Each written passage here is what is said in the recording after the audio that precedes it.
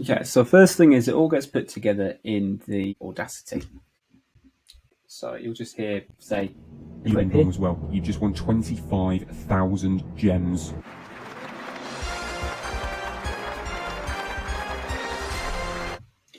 and I use this to help with the timings, because what I then do is I go on to PowerPoint.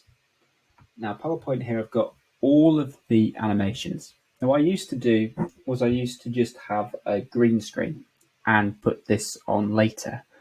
The issue that I had firstly was, as you can see, if it's the correct answer, that's green as well. There was a workaround for that. But the other issue, and the main issue why we don't do green screen now, is it just made the quality not as good. So I use green screen for Cornelius's original and for Pete and Emma. And I think if you compare them to the others, just if you're really paying attention to the graphics, then it's not as good. It doesn't really matter, and I'm sure that not many people notice, but for me, it's just being a perfectionist. So I look for the timings, and I mean, if we just look, say, at a random one here, what we've got is, I press play, you can kind of see I've got everything timed. Everything's kind of lined up to a certain time. And that kind of syncs up with the Audacity.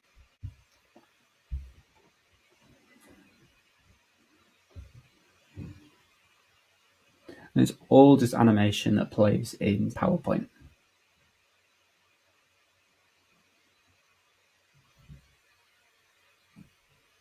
And then I do the rest of it later on. There's a green background there because originally I was using green. And for a few of the questions handily, for 500,000, a million, and 100, all the timings were already there in the original files. It's just the rest of them I had to recreate.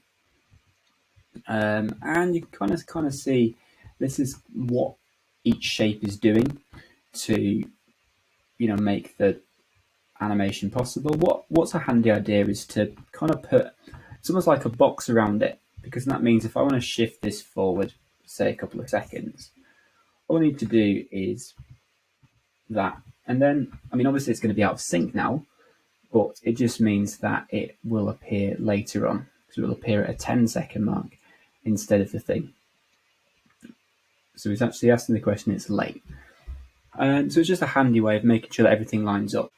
The final thing we use is iMovie. And all I'm doing there is I'm just trying to sync everything up to the audio from the Audacity.